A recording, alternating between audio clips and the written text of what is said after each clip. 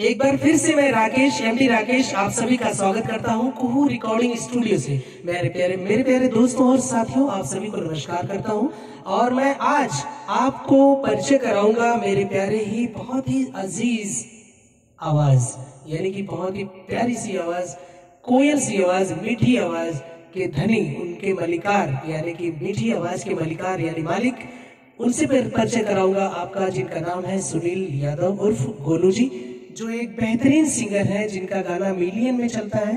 और आप इन्हें जो है इनके नाम से सर्च करेंगे तो यूट्यूब पे आप पाएंगे कि इनका गाना जो है मिलियन में जा रहा है। और ये मेरे लिए भी बड़ी बात है कि आज हमारे स्टूडियो पर आए हुए हैं और एक गाना रिकॉर्ड करने के लिए। ये हमारा सौभाग्य है, माता रानी का आशीर्वाद है और हमारे प्रभु का आशीर्वाद है और साथ में इनका भी आशीर्वाद है कि आज हमारे लिए उन्होंने हमारे स्टूडियो पर कुछ रिकॉर्ड करने के लिए हमारे स्टूडियो में आए हैं। तो मैं सुनील भैया जी का बहुत बहुत स्वागत करता हूं और इनसे आग्रह करता हूं, निवेदन करता हूं कि हमारे ऑडियंस को कुछ बताएं और आपका एक्सपीरियंस कैसा रहा हमारे स्टूडियो में।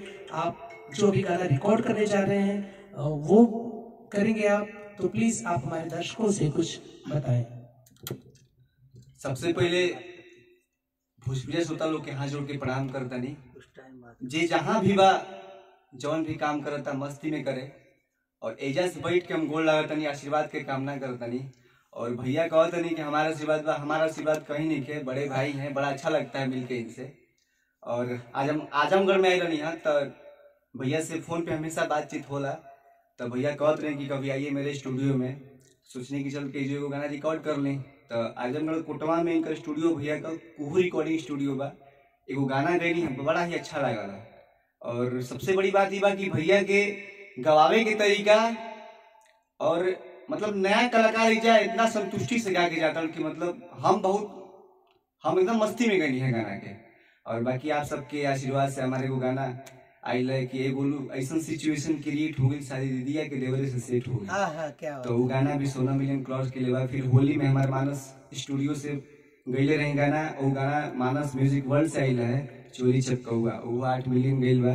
बाकी लाइव गाना भी हमारे बहुत मिलियन में गईल बाटे। सब आपके आशीर्वाद से ही होता है और ऐसे ही आप सब हमारा ऊपर आशीर्वाद बने रह जाए। जय हो। सर एक निवेदन चाहेंगे आपसे, वो सर कुछ सुना दीजिए प्लीज हमारे श्रोताओं। एगो लाइव गाना हम गईले रही, फीमेल कवर्ड है कि रोजे पी पी के राजा घरे आवेला, हर किया के फिल्मी गाना तू तगावेला, हर की रोजे पी पी के राजा घरे आवेला, हर के फिल्मी गाना तू तगावेला। हम करी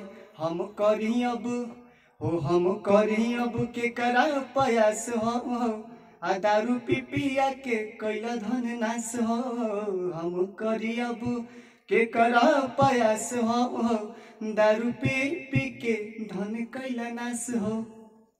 बहुत बहुत सर धन्यवाद। बहुत प्यारी सी आवाज है और गाना बहुत बेहतर है आपका, बहुत मीठी आवाज है और भगवान आपको तरक्की दे रहे हैं। और साथ में हम आज से प्रार्थना करेंगे कि आप हमारे स्टूडियो में सर आपकी जो ये शुभ कदम है, यानी कि कहते हैं ना कि आपके पांव अगर हमारे दरवाजे पर पड़े हैं तो ये हमारे लिए सौभाग्य की बात है और आप दिन दूनी रात चौगुनी तरक्की करें। इसी के साथ मैं आप सभी से विदा लेता हूँ, तब तक के लिए नमस्कार।